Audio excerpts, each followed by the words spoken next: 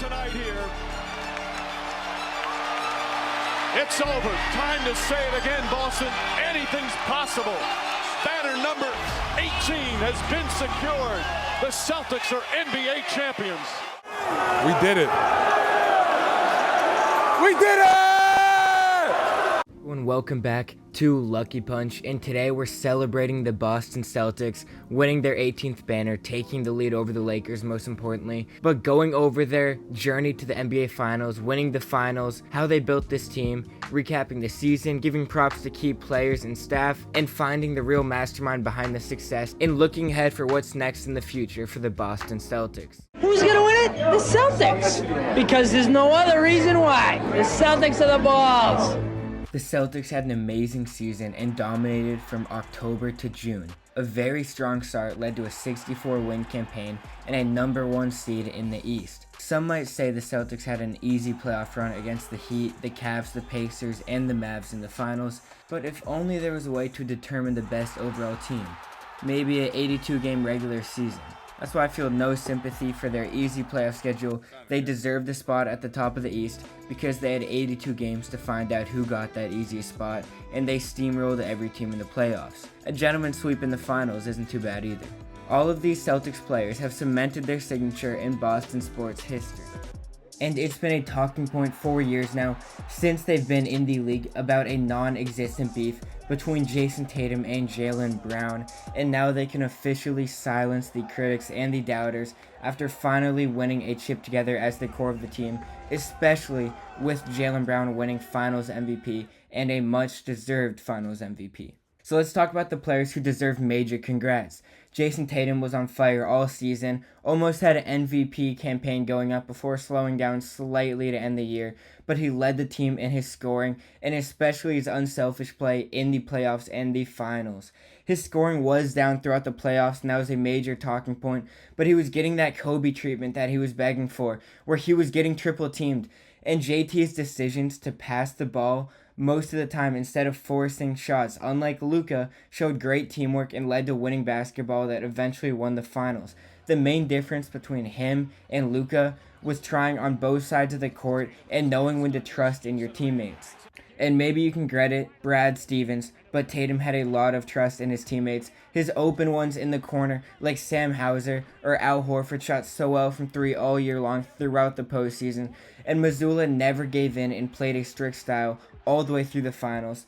Jaylen Brown's defense and all-around play were crucial to our success, and his finals MVP win was well-deserved, obviously.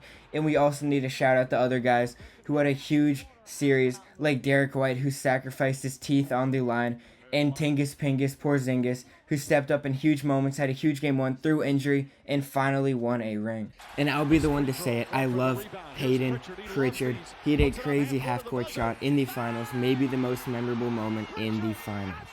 And this coaching staff filled with vets like Sam Cassell, led by Joe Mazzulla, with his management, especially with Brad Stevens in the front office, had an amazing year, and they all deserve huge credit for their decisions and moves they made. Stevens moved perfectly from the coaching spot to the front office, and it looks like it's benefited everybody involved. Kyrie looked like an amazing ad for us, and we won the trade when we lost IT, who's a legend in Boston. But this series against Kyrie definitely ends that debate, where we won the ring against him, mano a mano. And drafting Jason Tatum and Jaylen Brown is a master stroke by Danny Ainge, who in my opinion is a little underrated in the front office. He gets a little bit too much hate.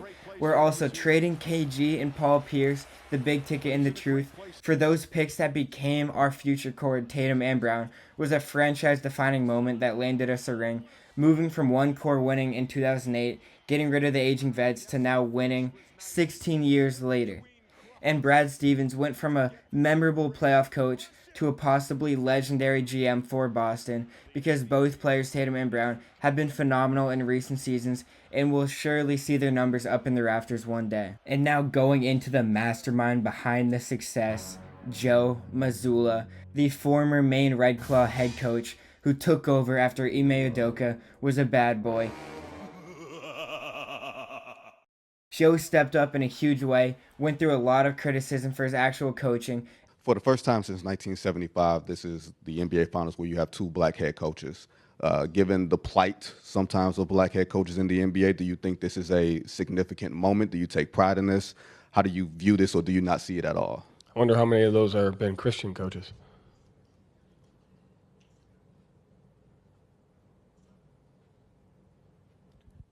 Your final Celtics. 你手臂夠都有放。 I wonder how many of those have been Christian coaches. His no-nonsense coaching made a huge difference throughout the year. Joe is a freak. He was showing the team UFC chokes, watching The Departed, and he loves the town and showed Tatum the Dark Knight before the finals. Crazy things for...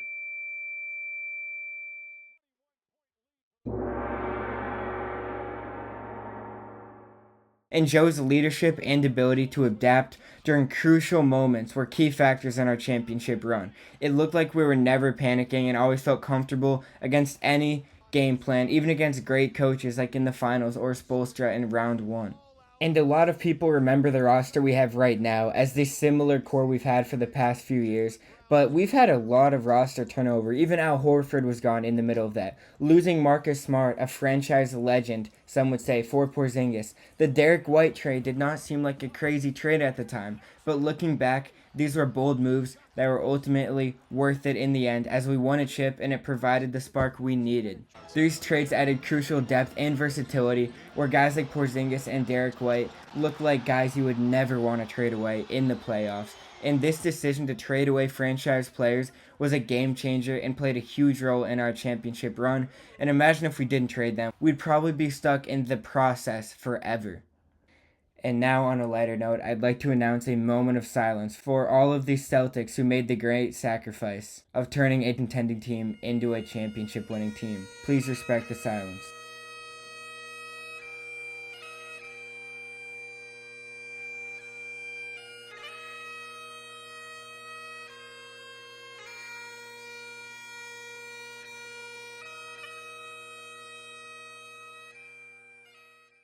So what's next for the Celtics? Boston is the city of champions, and they do expect championships every few years, as this seemed like a drought for many.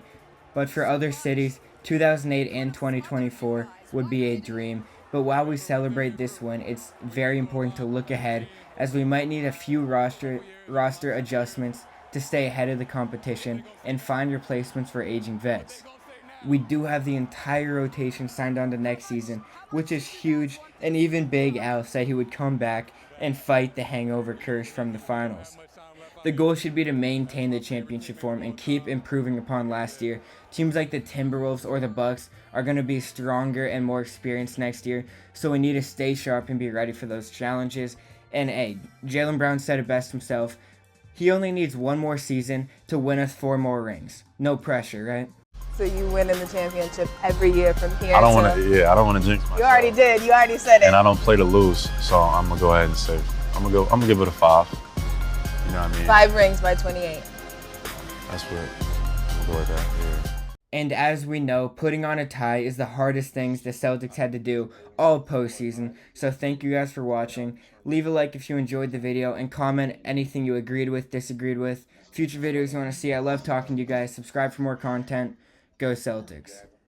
Kevin, 11-time All-Star, League MVP, Defensive Player of the Year. Now it's time to add to your resume, NBA champion. How does that sound?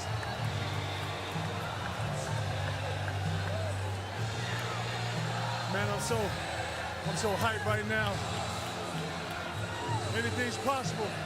Anything's possible!